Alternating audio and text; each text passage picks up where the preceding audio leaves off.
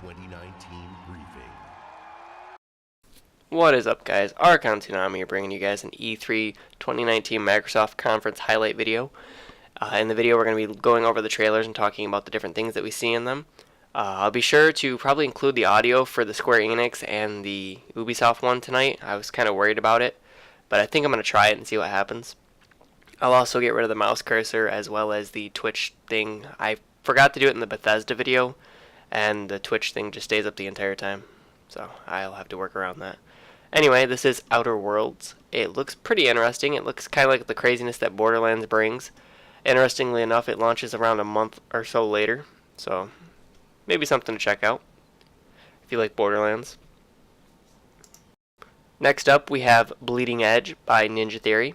And for those who don't know, this will be an Xbox exclusive game because Xbox acquired Ninja Theory last year, I believe it was. And for those who don't know who Ninja Theory is, they're the developer of Heavenly Sword, Enslaved, Hellblade, as well as the DMC remake. And as you can tell, it takes a lot of inspiration, it looks like, from the Devil May Cry remake. It looks really similar. The fighting looks really good, too. Looks like it's not going to be like your typical fighter. It's going to be more like a Jump Force style game, I think, where you're just knocking people around the arena. So that's always nice. And looks like there's a lot of crazy designs. Looks like you got barriers and stuff for defense, mech suits, bike people, and cages? Yeah, you can't go wrong with cages. Yeah, see, it's made by the combat director for DMC. That's probably why it looks so similar. But the alpha starts June 27th if you're interested. Be sure to go check it out. Again, it's probably a Microsoft exclusive due to it being Ninja Theory. Next up, we have Ori and the Will of the Wisps. Never personally played Ori and the Blind Forest, so I really don't know what to expect here. I have watched it, ran a couple times in the speedrunning community. It sounded really great for a soundtrack, as well as visually it looked amazing. But this game will be a Microsoft exclusive, because if you recall last year they did say that they signed a deal with Microsoft for exclusive rights to their games because they just prefer the development kit over PlayStation and Nintendo. It kind of sucks to see that, but at the same time I'm glad that people who play Ori are going to be able to at least play it on Xbox. Sure, there'll be some type of PC launch as well for the rest of us if we have a PC that can play it. Like I said, it looks the same as like Blind Forest, like stunningly, like you're running from things, and it just looks amazing how the environment crumbles around you and the interaction with all the different things. Not sure what's going on here, but I'm guessing that has to do with the Will of the Wisps, maybe? Like a spirit hatching or something inside the spider's web. If I can speak English for a second there. Flying on an owl, and the owl will lead us to the release date, I believe, which is in September? No, February. Wow, I'm way off. February 11th, 2020 for that one, guys. Sorry about that. Next up, we have Minecraft Dungeons. And I'm sure for those of you who played the original Minecraft, you guys are excited for this. Again, it's another game I never personally got into. I just didn't enjoy the art style for it. And I'm not really all that creative when it comes to building things and building worlds. So it just didn't appeal to me. This game, though, looks pretty interesting. You got like your Diablo map for your dungeon crawling. It kind of reminds me a lot of that with how you're running around, especially with that map in the middle of the screen. I'm sure a lot of other dungeon crawlers use map stylings like that, but that's the first game that I associated it with. Looks pretty good, though. Collect keys, open doors, get treasure, defensive abilities, equip a bunch of items. I mean, graphically it looks really good, too. So I'm pretty sure if you enjoy Minecraft, you guys are going to enjoy this as well. This one is also a 2020 release date. And it has 4-player online and local co-op. So for those of you who play with your friends. Next up we have Star Wars Fallen Order. This is being made by Respawn Entertainment, and for those who don't know, that's the crew that worked on Apex and made it the success it was. So I have really high hopes for this game. Looks stunning right now from what we've seen so far. There's a lot of comedy to it as well, so it's not just a serious title, and I always enjoyed that about Star Wars. That guy right there sounded a lot to me, for whatever reason, like Forrest Whitaker, and I don't know if he's actually guest starring in the game or not. It could just be a coincidence. But anyway, it looks like a lot of Force Unleashed as well, where you get some environmental playability as well as the ability to use the Force to deflect bullets, throw, your typical Jedi lightsaber around. Just typical stuff you'd see from a Jedi. It's looking like a November release date for this game, as for what that said. The fighting looks really good. It looks like it's got Assassin's Creed type fighting style. Because if you look there, that game like slowed down when he was like fighting that guard, when he was dodging backwards. So I may take a lot from the Assassin's Creed franchise for like boss fights and that, and then maybe up front it's just a normal fighter or normal hack and slash type game where you run around and just beat on stormtroopers. And there's your deflect, combo moves. And then as you can see here, the robot beeps at him and he says, no, we're not doing that again. So it definitely has that Star Wars feel to it, that comedic feel, that it's not just a serious game. November 15th, 2019, guys. Next up, we have Cyberpunk. And I'm just going to go ahead and let the trailer speak for itself. Again, guys, there's not going to be any audio for the trailer, and I apologize for that, but this is a really long trailer. So you guys can enjoy that, and I will catch you guys on the other side of this trailer.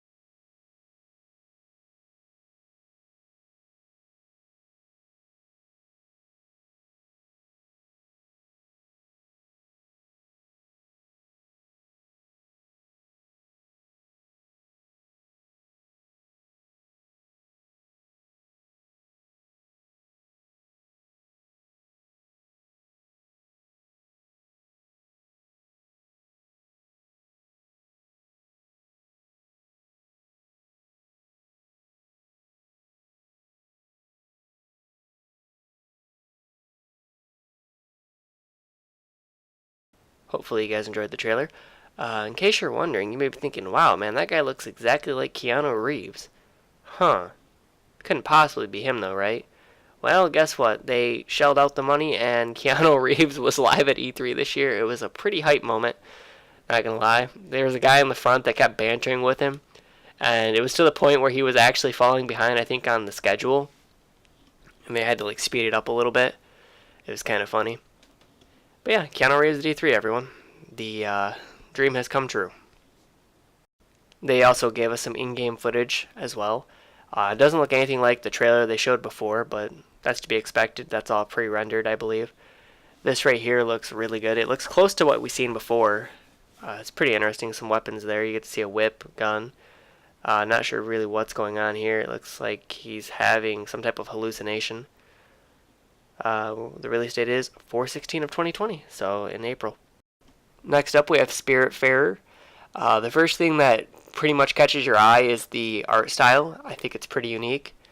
It looks like you're also going to be able to build your own town. So I wonder if this game takes place on a infinite time, or if there's any way to actually beat the game. You know, it's just one of those games that perpetually changes over time and adds new content to itself.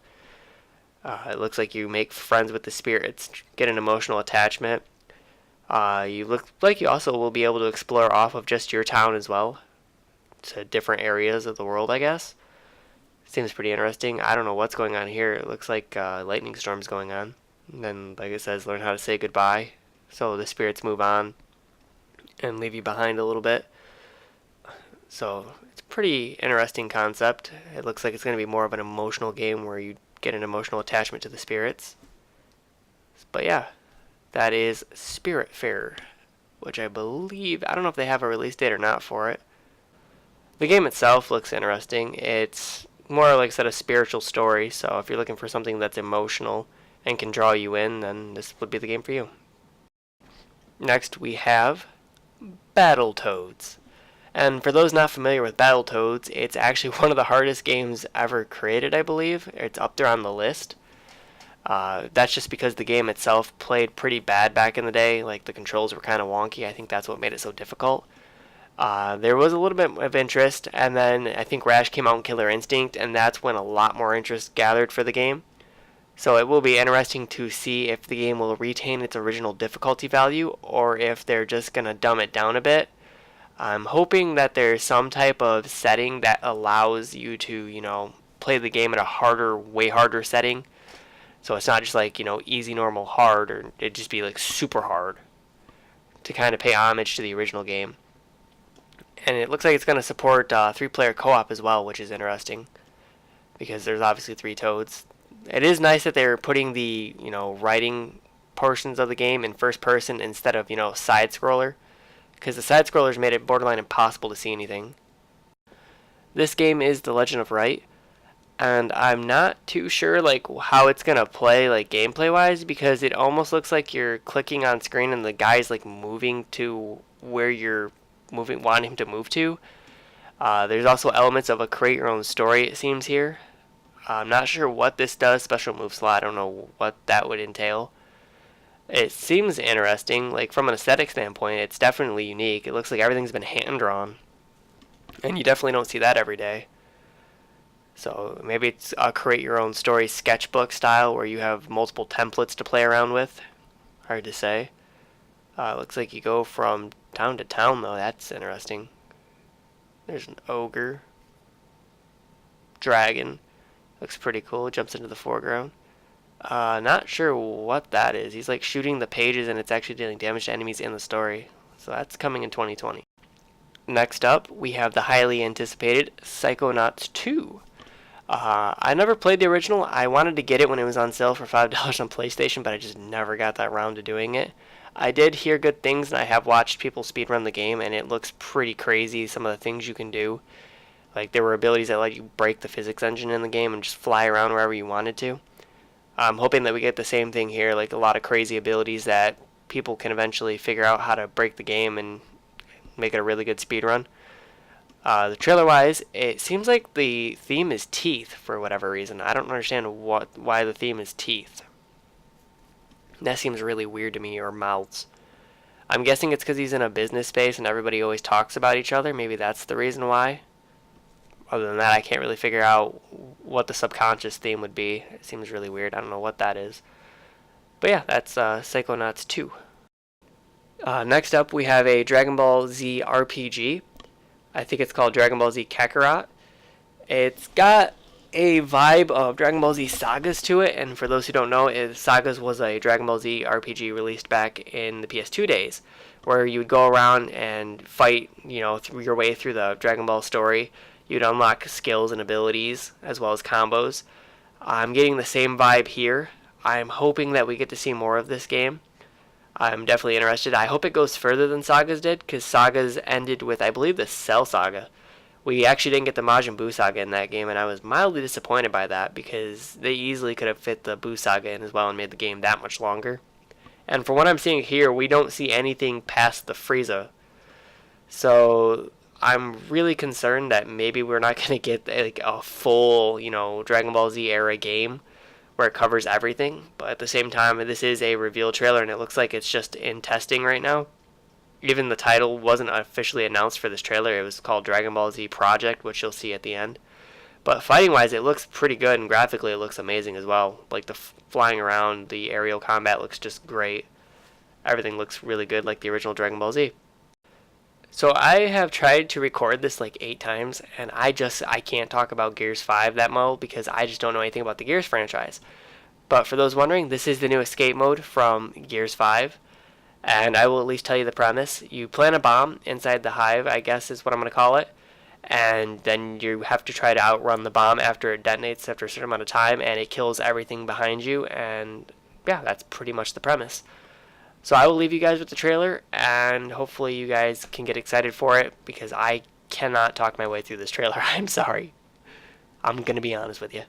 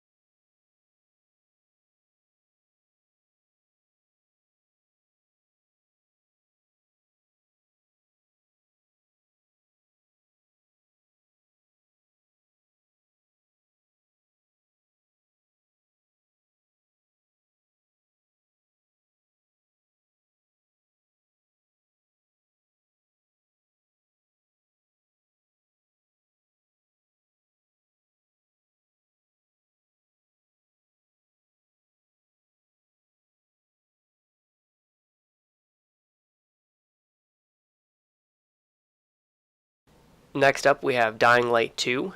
I never played the original again. I kind of have a small library of games that I stick to. But at the same time, I've heard great things about the original Dying Light. The multiplayer was really good from what I remember hearing. I think a lot of people back in the day compared it to Left 4 Dead, if I'm not mistaken. There was a lot of interesting ways to kill zombies as well, from what I remember. This game looks like it's going to be no different. Not sure who the hero is in this one, but I think at the end he reveals that he is infected as well. So I'm not sure if this game is going to be on a timer, if that makes any sense, where there is no actual end game to the story. You just do a bunch of events, and at the end of it, you turn into a zombie. I could see that being a thing. Kind of like a, what is it? Not Dead or Alive. Dead Rising. That's what it is. Where you do a bunch of things that create a bunch of, events that happen because of your choices. And at the end of it, whether or not you did good or did bad is based on what you get for an ending. I could see that being a thing here. That seems pretty interesting. You're basically being swarmed by zombies. His bracelet just turned red. I assume that means he's in the next stage of turning. So yeah, that's Dying Light 2.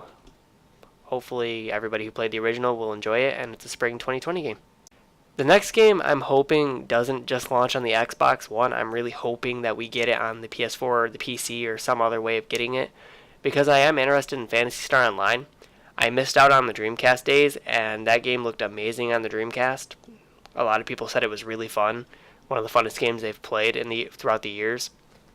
So I'm hoping Phantasy Star Online 2 is just as good, and I can get in on it. It says online action combat with crossplay. So if it's cross-playable, then that must mean that it's coming to either PC or PS4, right? There's no other way you could have crossplay. So I'm hoping that we get it here on the other consoles as well, just so we can enjoy it. It looks like it's going to be free, all the content. I'm not sure what that means. I'm not sure how old this game is either. I believe it came out in Japan a long time ago, but We just never got it here, and I'm glad it is finally here. Like I said, it's something interesting, something new to try, and I'm also really glad that it's free. I'm not sure if there's any microtransactions that bog the game down. I'm sure there probably has to be something if they're launching it free. I just hope it doesn't hurt the game too much, and that I could actually get into it and enjoy it. What do you guys think of this trailer? For anybody who played the original Phantasy Star, are you guys a fan of the second game? Can you guys give me any ideas? Because I'm kind of interested just based on the stories I heard for the first game. But yeah, that's Phantasy Star Online 2. I believe this is spring 2020 as well, yep. Next up, we have another Tales game. For those of you who are big fans of the Tales franchise, this game is called Tales of Arise. Me personally, I've played through, I believe, Symphonia. I had a lot of fun with that. Played one of the PS4 ones, and I can't think of which one it is. It's not Bisteria, I think that's what it was called, but it's the other one that was launched on the PS4. I got mostly through it. I didn't quite finish it on stream, but I am pretty excited for a new Tales game. I'm hoping this is going to be multi-platform. They always are really good stories, and they're always decently long game-wise, so it's always worth the $60 to get your bang for your buck. It looks pretty interesting. He's pulling a sword from her chest, so I'm not sure what that entails. If she has to be by in order for him to use his weapons, or if he just always has access to them. It's kind of an interesting premise. Gameplay wise, it looks like the same old classic Tales game where you fight within that small little arena and either run out to escape or, keep them in there and chain them to death. Graphically, the game looks really good. I'm again hoping for a multi-console release for this game. It would suck if it's just on the Xbox. Even if they just give us a PC version. Yep, 2020. So yeah, it's probably done on the next-gen console. Didn't say exclusive though, which is interesting because usually they'll say exclusive. It says coming 2020 Bandai Namco, Windows, Xbox, or Windows PC and Xbox One or whatever. So this is the trailer for Borderlands 3. I'm going to do what I did with the Cyberpunk trailer and leave you guys with this one because it's quite a long trailer. Just know that at the end it also announces DLC that connects the two stories, but you have to have the Handsome Jack collection in order to play the free DLC to connect the stories. And the game launches in September.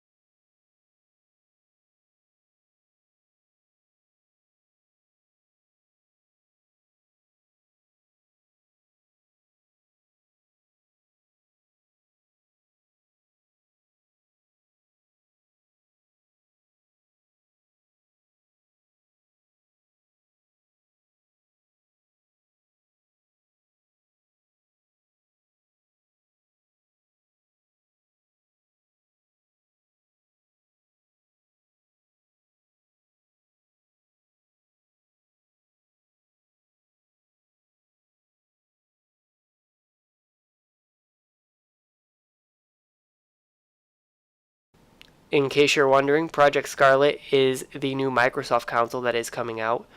I will be doing a video talking about this at PS5 and Nintendo as well, depending on what Nintendo talks about for Monday's Treehouse. But the Xbox Scarlet, as we're going to call it, will reach 120 frames per second. It will also have a really powerful SSD that allows you to get rid of load times, and that's always a good thing. Can't complain there. So maybe load times will be a thing of last generation, hopefully. And in case you're wondering what's on screen now, it is Halo Infinite. And I believe this is being done on the Scarlet's hardware. So I'm going to go ahead and I will let you guys watch this, and I will catch you on the backside of this trailer as well, because it's another long trailer.